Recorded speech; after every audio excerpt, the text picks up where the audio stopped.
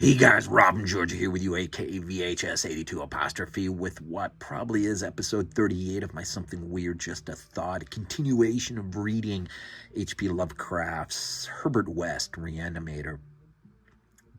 Now we're getting into part 2, simply titled The Plague Demon. Again, the catalyst was our Valentine's show, that is the Graveyard Shift podcast. We covered Bride of Re-Animator, Brian Yuzna film, direct sequel to Stuart Gordon's initial Reanimator. And what a blast the sequel is, and perhaps just an absolute incredible feast of the eyes in terms of the work of K&B. Screamer Mad George, Carl Beekler, of course, he'd go on to direct Friday the 13th, Part 7. So there you go. There's my excuse for having Jason in the background here.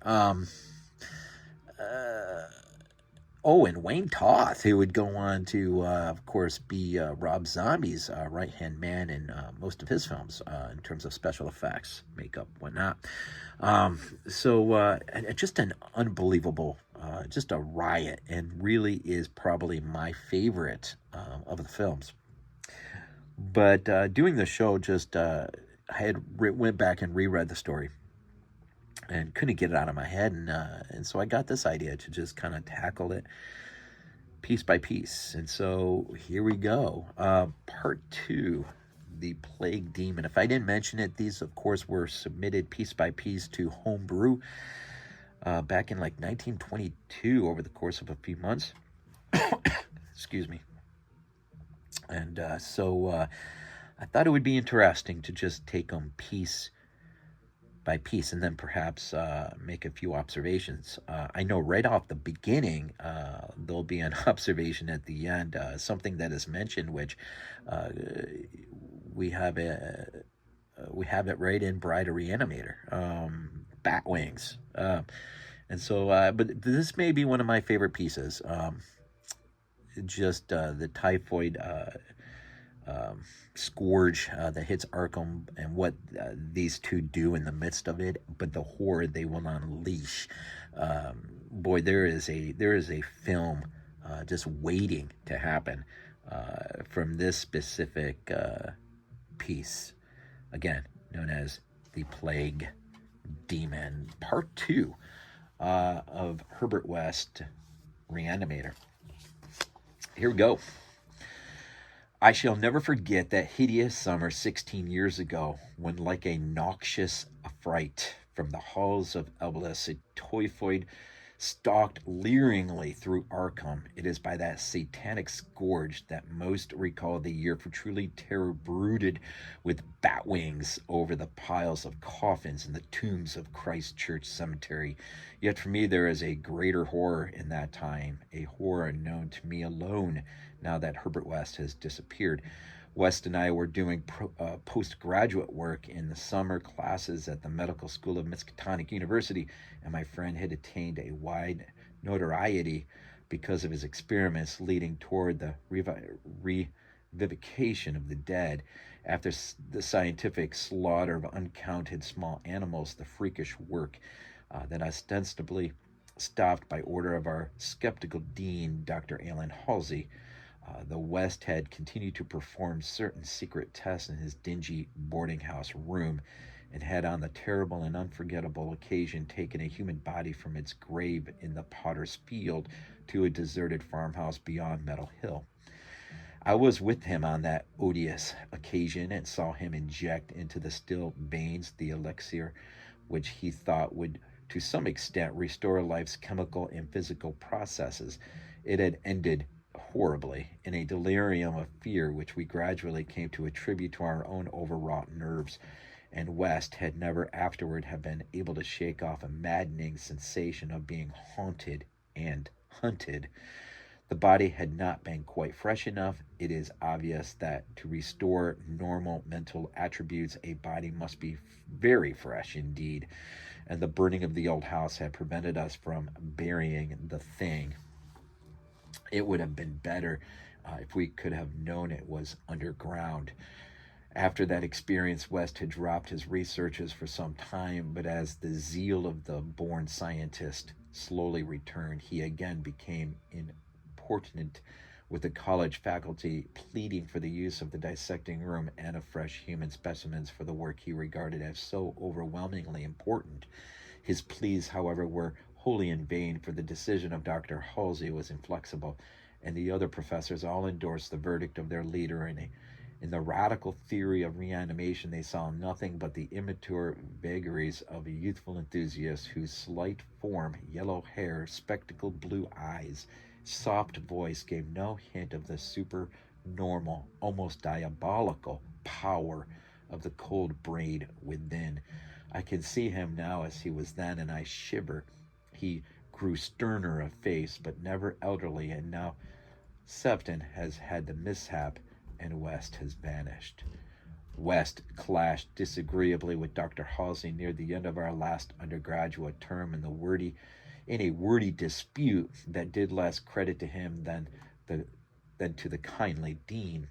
In point of courtesy, he felt that he was needlessly and irrationally retarded in some supremely great work, a work which he could, of course, conduct to suit himself in later years, but which he wished to begin while still possessed of the exceptional faculties of the university.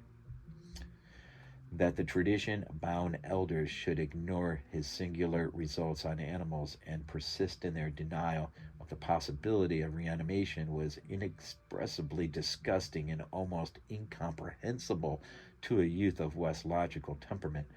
Only greater maturity could help him understand the chronic mental limitations of the professor-doctor type, the product of generations of pathetic puritanism, kindly, conscientious, and sometimes gentle and amiable, yet always narrow, intolerant, custom-ridden, lacking in perspective. Age has more clarity, or should I say charity, for these incomplete yet high-souled characters whose worst real voice is timidity, and who are ultimately punished by general ridicule for their intellectual sins like Totalianism, Calvinism, anti-Darwinism, anti-Nietzscheanism, and every sort of Sabbatarianism and sumptuary legislation. West, despite his marvelous scientific acquirements, had scant patience with good Dr. Halsey and his erudite colleagues, and nursed an increasing resentment coupled with a desire to prove his theories to these obtuse worthies in some striking and dramatic fashion. Like most youth, he indulged in elaborate daydreams of revenge, triumph, and final magnanimous forgiveness. And then had come the scourge, grinning and lethal from the nightmare caverns of Taurus. West and I had graduated about the time of its beginning, but had remained for additional work at the summer school, so that we were in Arkham when it broke with full demonic fury upon the town. Though not as yet licensed physicians, we now had our degrees and were pressed frantically into public service as the numbers of the stricken grew. The situation was almost past management, and deaths ensued too frequently for the local undertakers fully to handle. Burials without embalming were made in rapid succession, and even the Christchurch Cemetery receiving tomb was crammed with coffins of unembalmed dead. This circumstance was not without effect on West, who thought often of the irony of the situation. So many fresh specimens, yet none for his persecuted researches. We were frightfully overworked, and the terrific mental and nervous strain made my friend brood morbidly.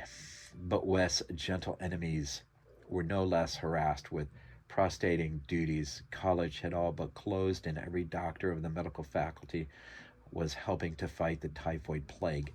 Dr. Halsey, in particular, had distinguished himself in sacrificing service, applying his extreme skill with wholehearted energy to cases which many others shunned because of danger or apparent hopelessness. Before a month was over, the fearless dean had become a popular hero, though he seemed unconscious of his fame as he struggled to keep from collapsing with physical fatigue and nervous exhaustion.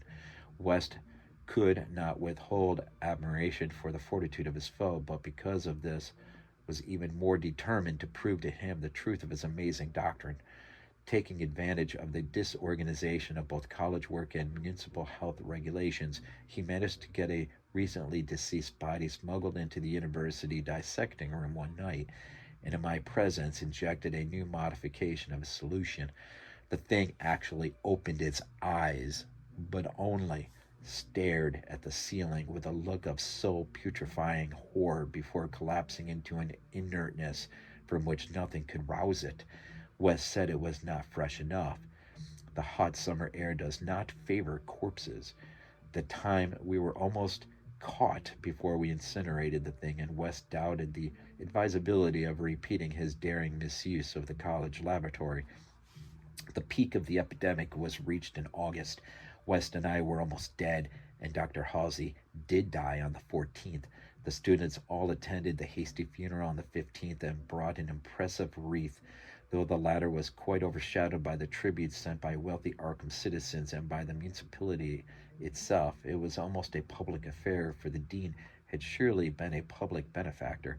After the entombment, we were all somewhat depressed and spent the afternoon at the bar of the commercial house, where West, though shaken by the death of his chief opponent, chilled the rest of us with references to his notorious theories. Most of the students were home or to various duties as the evening advanced, but West persuaded me to aid him in the making a night of it. West's landlady saw us arrive at his room about 2 in the morning with a third man between us, and told her husband that we had all evidently dined and wined rather well.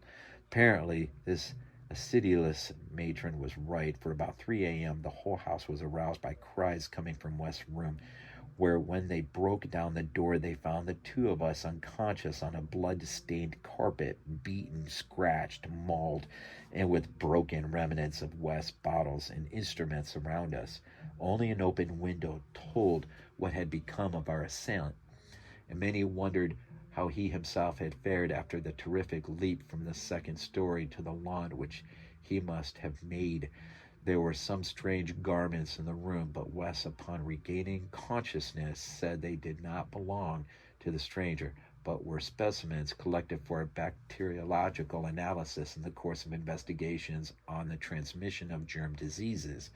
He ordered them burnt as soon as possible on the capacious fireplace.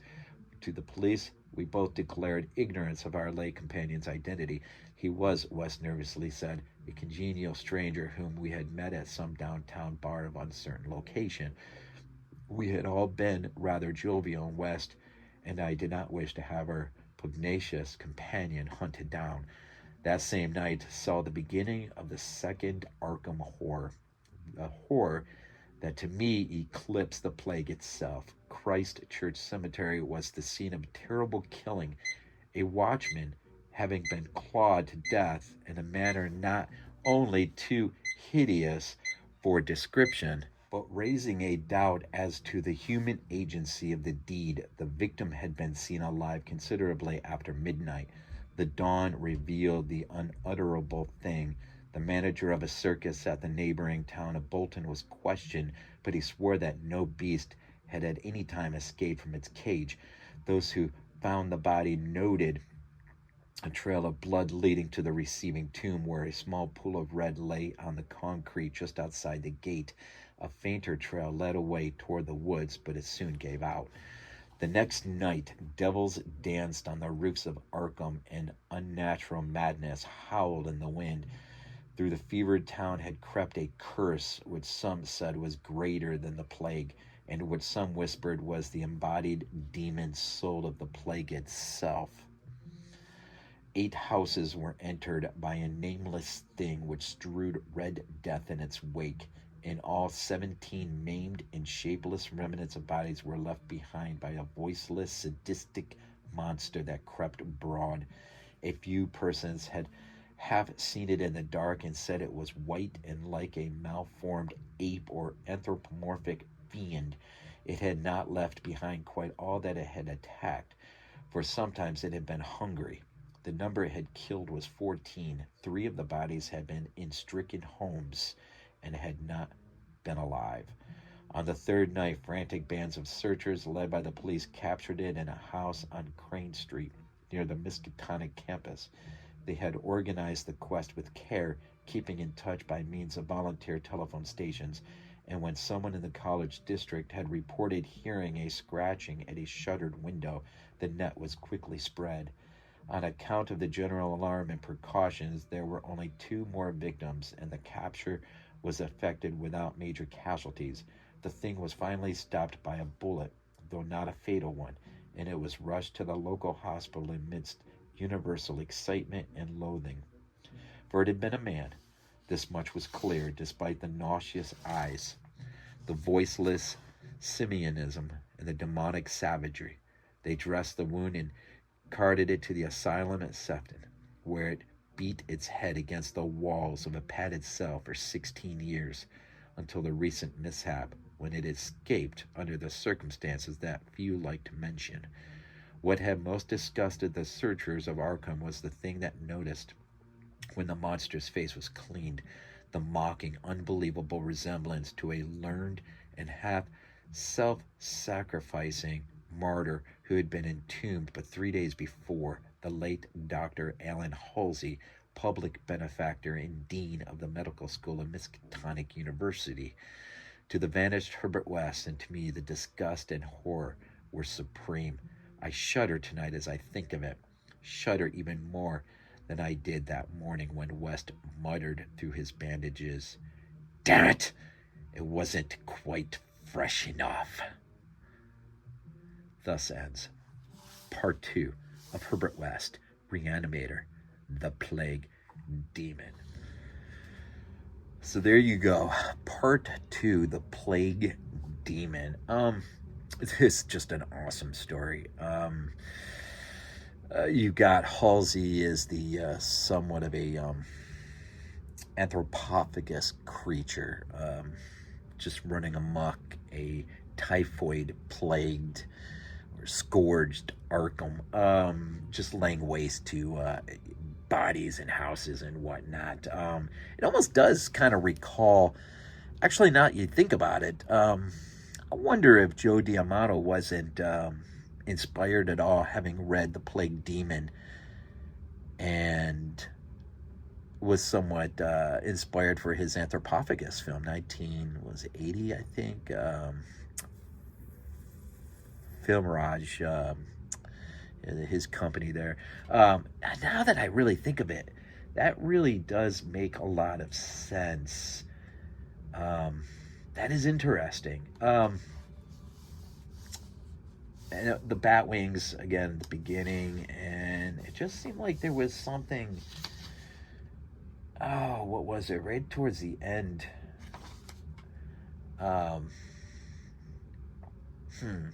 Maybe it was just the interesting parallel to Anthropophagus I was thinking about. But this is. Yeah, there you go. Like, those who found the body noted a trail of blood leading to the receiving tomb, where a small pool of red lay on the concrete just outside the gate. Fainter trail led away toward the woods, but it soon gave out. Also, too, just Halsey ultimately being locked in. Locked in the asylum, where he beat its head against the walls of a padded cell for 16 years until the recent mishap. Yeah, there you go. The recent mishap makes me think about the end of Bride of Re-Animator. Anyways, so The Plague Demon. It's a great section. It might be one of my more favorite of the six. It it does conjure up some really, really insane stuff. But so anyways, there you go. Herbert West, Reanimator, Part 2, Plague Demon. Just 4 left. As always, we end these things off with Go Bills. This is not a dream. Not a dream. We might be useful to you.